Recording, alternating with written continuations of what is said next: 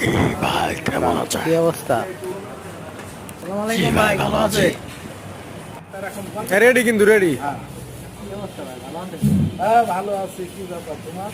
হ্যাঁ ভাই, আপনার দেখে ভাই আমার গানটা ভালো লাগে। আর ভাই সেই যে বাড়ি গেছি আর আসতে মন চাচ্ছে না না। 17 বছর পর বাড়ি গেছি, বুঝতে পারছেন না আর কত নির্যাতন শেখানো। এই যে ভাই, কতদিন পরে যে আপনার আমি দেখলাম, এই দেখা হয়েছে পল্টন অফিসের সামনে, কতদিন পরে যে আপনার সাথে দেখাইলো, আপনি মনে করে দেখে আজকে সৌভাগ্য আপনার সাথে দেখা হইলো। যাক, আপনিও আজকে গিয়ে একটা ভালো জায়গায় গিয়েছেন। আমি শুনেছি কৃষক দলে আপনি ভালো জায়গায় গিয়েছেন। আলহামদুলিল্লাহ, আমি খুশি। যারা রাজপথে টিকেছে, যারা কেস মামলা খেয়েছে, তাদের এরকম একটা জায়গা খুঁজে দিলি আমি খুশি। কিন্তু যারা কেস মামলা খায়নি অথচ তাদেরকে জায়গায় খুঁজে দিচ্ছে, এইটা আমার পছন্দ না। ঠিক আছে, আমি খুব খুশি হয়েছি। আপনার ঝিনেগা জেলা কি অবস্থা ভাই?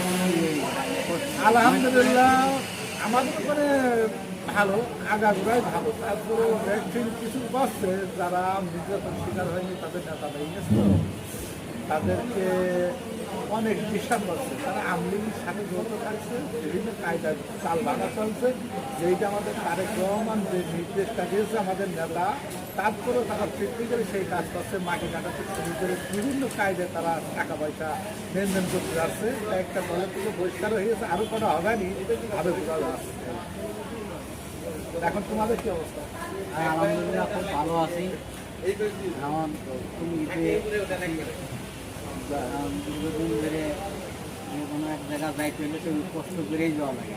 মেন কি জানো, মেন আছে যে নিজের কর্মটাই বড়, তাছাড়া অন্য কিছু না। না, দল করা যাই করো, নিজের কর্ম থাকলে সব কিছু ঠিক। ঠিক আছে, কর্ম না থাকলে কেউ ভালোবাসবে না, আর এই টাকা না থাকলে কেউ ভালোবাসবে না। জি।